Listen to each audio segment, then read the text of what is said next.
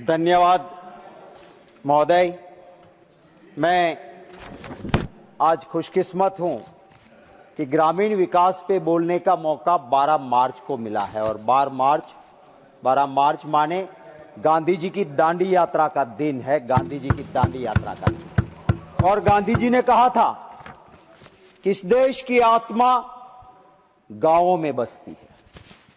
महात्मा गांधी जी ने कहा था। हाँ, कुछ लोग महात्मा गांधी जी की हत्या करने वाले की विचारधारा में विश्वास रखने वाले चाहे माने या ना माने, सच्चाई ये है कि 68% आज भी पॉपुलेशन अगर कहीं है तो हमारे भारत के गांवों में रहती है।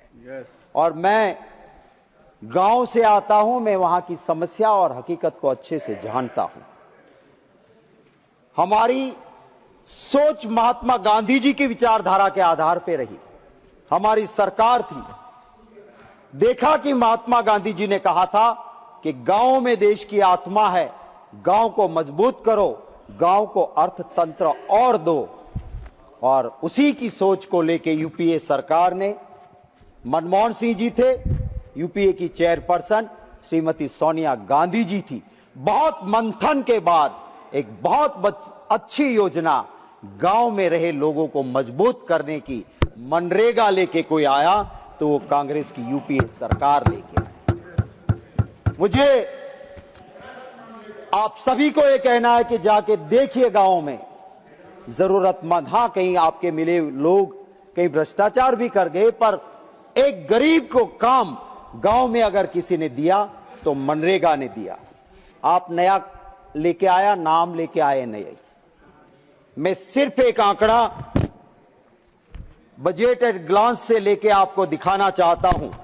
मनरेगा में 2025-26 में मनरेगा के लिए अलॉटमेंट था 86,000 करोड़। आपका नए कानून के बाद 26-27 में मनरेगा का बजट हो गया सिर्फ 30,000 करोड़, माने 56,000 करोड़ गांव में जाते थे, उसके ऊपर आपकी केची चल गई। 56,000 करोड़ गांव को मिलने वाले थे, वो अब नहीं मिलेंगे। आप कहोगे स्टेट देंगे। अरे स्टेट लाएगा कहां से? राज्य के पास तो व्यवस्था नहीं है, क्योंकि गुजरात जैसे राज्य में भी बजट के टोटल अमाउंट से ज्यादा तो कर्जा लेके सरकारें बैठी हैं, तो कहां से लाएंगे?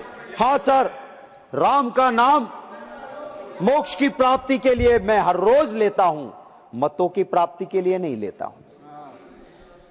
महोदय, हमारे गुजरात में राम के नाम के भजन होते हैं, राम के नाम के कीर्तन होते हैं, पर एक और भी होता है। हम मनरेगा पे आता हूं। मनरेगा में आप राम का नाम लेके आए और 86,000 से 30,000 करोड़ हुआ, 56,000 करोड़ मार दिए। और इसीलिए गुजरात में राम का नाम एक और बार लिया जाता है। जब इंसान मरता है, कंधे पे लेके निकलते हैं, तब कहते हैं राम बोलो भाई राम, राम बोलो भाई राम। आपने मनरेगा का राम बोलो भाई राम कर दिया है और गांव की आत्मा को मारने का काम आपने किया हुआ है। हाँ, ये भी होता है संजय भाई कि मुख में राम बगल में छुरी। ये मनरेगा पे छुरी राम के नाम को लेके चली है, ये भी मैं जरूर कहूंगा। मैं ये सरकार के बजट के आंकड़ों से ग्रामीण विकास पे कितना मार पड़ा है उसकी कुछ बात करना चाहता हूं। Sir, Jeevan mission national rural drinking water programme, sir budget बनता है, एक आंकड़ा बजट प्रोविजन का होता है। कुछ महीनों के बाद सरकार एक रिवाइज बजट करती है कि काम ज्यादा करना पड़ेगा, अमाउंट बढ़ेगी या कहीं कम करते हैं। आप देखिए सरकार ने क्या किया। जन जीवन मिशन पे ग्रामीण प्रोग्राम में बजट एस्टिमेट था 66,000 करोड़, रिवाइज किया 1,700 करोड़, माने आपने 5,000 करोड़ रुपए गांवों के एक झटके में काट दिए। आपका प्रोग्राम था राष्ट्रीय ग्राम स्वराज अभियान, 1,064 करोड़ का आपका प्रावधान था। आपने सिर्फ 850 करोड़ दिए, रिवाइज एस्टीमेट में पैसे काट दिए, ग्रामीण क्षेत्र के काट दिए। आपने प्रधानमंत्री आवास योजना में बड़ी बातें की थी और कहा था 54,832 करोड़ का खर्चा होगा। रिवाइज एस्टीमेट आया सिर्फ 32,000 करोड़, आपने पैसे काट दिए। मैं एक और बात करना चाहता हूं कि programme for development of scheduled tribes, गांव में बसते आदिवासी, उनके प्रोग्राम के पैसे 5,582 करोड़ से आपने काट के उसके 1,580 करोड़ उनके कम किए। सर, मिशन वात्सल्य, बच्चियों के लिए, महिलाओं के लिए जो प्रावधान था उसमें से भी 600 करोड़ आपने काट दिए। और इसका परिणाम क्या हुआ सर? इसका परिणाम ये हुआ कि गुजरात में जो सगर्भा माने प्रेग्नेंट वीमेन है वो 68% एनीमिक है, पूरे देश में सबसे ज्यादा। किशोरी, यंग गर्ल्स, वो अगर एनीमिक है पूरे देश में सबसे ज्यादा, गुजरात में 60% वो गुजरात में बच्चियां पीड़ित है। मेरी बहन यहां पे संगीता बहन बहुत अच्छा बोल रही थी, विदेश में इज्जत बढ़ गई। हाँ, बढ़ गई। कभी अमेरिका की हिम्मत नहीं होती थी कि हथकड़ी पहना के हमारे देशवासी को यहां भेजे। आप कहती थी इज्जत बढ़ गई। कभी इस देश में एक प्रधानमंत्री ऐसी थी जिसने कहा था मेरे देश को क्या करना है, 7वां बेड़ा भेजो, 10वां भेजो, मेरे देश का निर्णय मेरी जनता और मेरी सरकार करेगी। हाँ, इज्जत बढ़ गई थी तब। और आज वो ट्रंप कहता है कि मैंने कहा मोदी युद्ध बंद, नरेंद्र सरेंडर, और युद्ध बंद हो गया। मैं कहता हूं कि आप में हिम्मत है, आप में हिम्मत है तो मोदी जी आइए यहां, डरो मत, हम आपके साथ है। कहिए कि ट्रंप झूठा है, आप कह नहीं सकते हो। एप्स्टीन फाइल है, क्या है मुझे पता नहीं। सर, ये रशिया से ऑयल लो, कहां से लो, ये हमारा काम है सर, ये हमारा देश तय करता है। ये इज्जत कहां से बढ़ी, ये मैं जरूर कहना चाहता हूं। हाँ, मिर्ची लगेगी आपको, मैं जानता हूं सर। मैं मनरेगा पे कहना चाहता हूं सर, मनरेगा के अंदर अनफाउंडेड डेलीगेशन रिकॉर्ड में सर, दाहोद डिस्ट्रिक्ट के दानपुर ब्लॉक का एक पिपेरो गांव है। उस गांव का ब्लॉक का सर्वे नंबर 115। सर, मेरे पास ये सर्वे नंबर भी है, नहीं जाएगा, और मनरेगा के सारे वर्क ऑर्डर। सर, ये लैंड प्राइवेट लैंड है। उस लैंड में मनरेगा से तालाब बनाया, 4 महीने के बाद वहां पे प्लांटेशन करते हैं तालाब में। फिर 3 महीने के बाद, फिर 3 महीने के बाद लैंड लेवलिंग करते हैं। फिर 2 महीने के बाद उसी तालाब में कैनाल निकालते हैं। करोड़ों रुपया एक जमीन से, सारे वर्क ऑर्डर है। और ये किसकी है जमीन? बच्चू भाई खाबड़ नाम के आदमी की, जो भाजपा सरकार में वहां मंत्री गुजरात में बैठा था।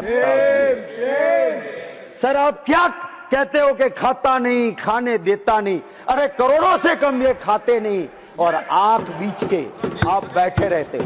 सर, इसी जगह पे, उसी दाहोद डिस्ट्रिक्ट में आपकी सरकार ने FIR की है।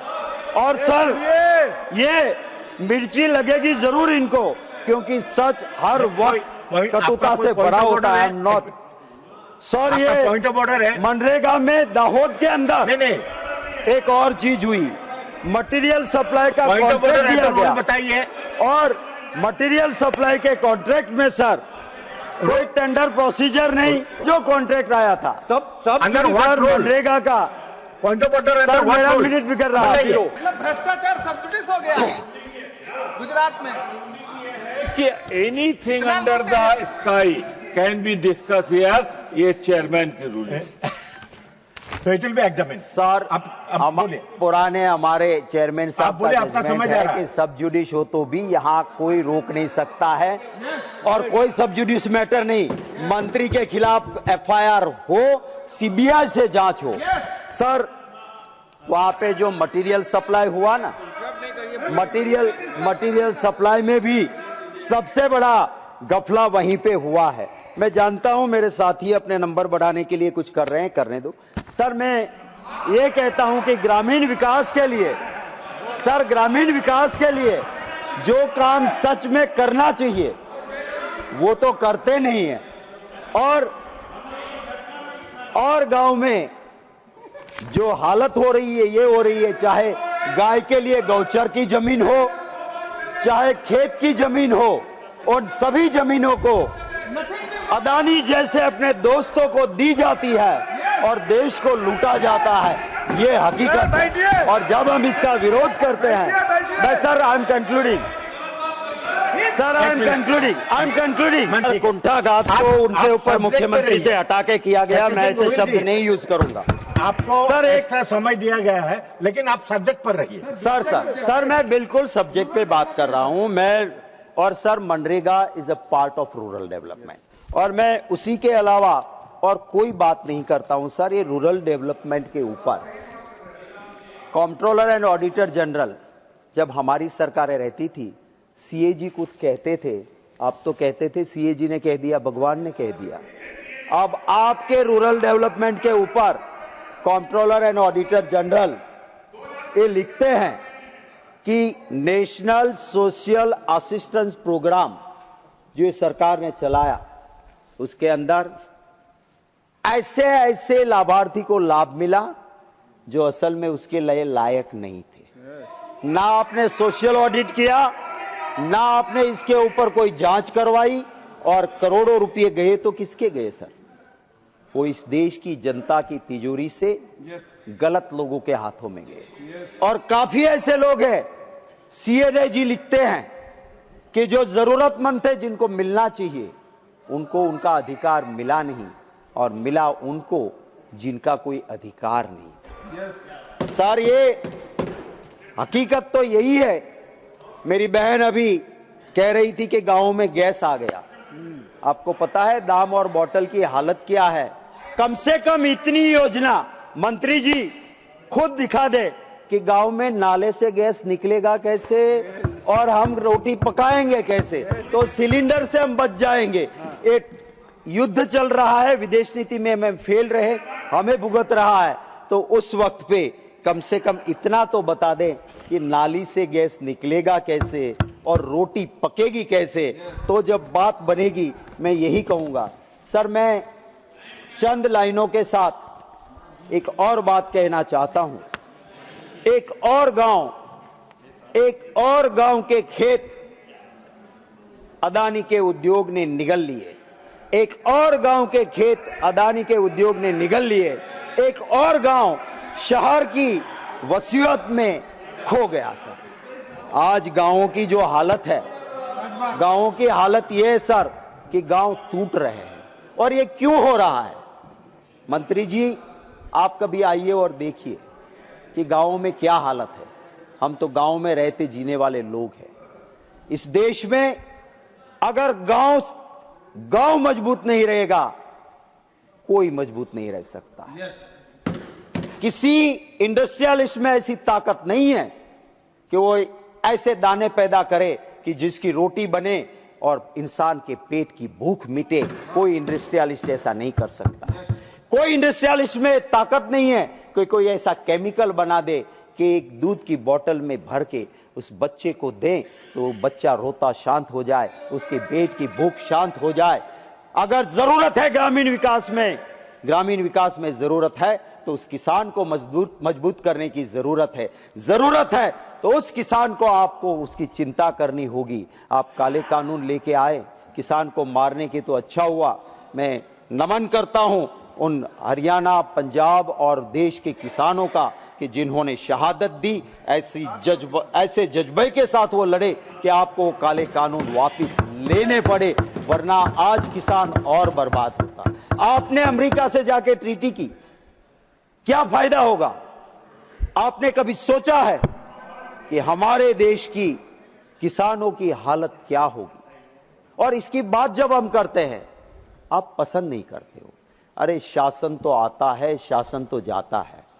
आपको तो लोग मामा कहते हैं, आप ऐसे मामा बनिए।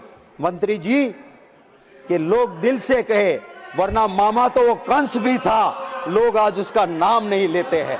आप वो मामा बनिए कि जो मामेरू लेके आए, जो सबको खुश करके आए। मैं आपसे यही, मंत्री जी, ये वाले मामा आप बने। मैं भी आपका, आप समाप्त कीजिए। जी सर, मैं हो गया नहीं मैं कैसे सर, चल टाइम इज ओवर। हमने टाइम एक्स्ट्रा टाइम भी दिया आपको। आप समाप्त मैं धन्यवाद करता हूं महोदय। और मैं सिर्फ कंक्लूड करते हुए, नागर भाई आप मंत्री बनो तब टोकना भी रहने दो, छोड़ दो नागर भाई, छोड़ दो नागर भाई, छोड़ दो। मैं कंक्लूड कर रहा हूं सर, मैं कंक्लूड कर रहा हूं। मैं सरकार से यही अनुरोध करता हूं कि आप रूरल डेवलपमेंट के लिए, मैं जानता हूं मंत्री जी की मंशा होगी, बजटरी प्रोविजन नहीं होगा तो मंत्री जी भी कुछ कर नहीं कर पाएंगे। आपके डिपार्टमेंट के पैसे जब आप रिवाइज एस्टिमेट में या बजटरी प्रोविजन में कटते हैं, आप मजबूती से फाइनेंस मिनिस्टर और प्राइम मिनिस्टर के सामने अपना स्टैंड लीजिए। हम आपके साथ हैं, ये देश आपके साथ रहेगा। किसानों के भले की बात होगी, कभी कोई दिक्कत नहीं होगी। धन्यवाद सर, धन्यवाद।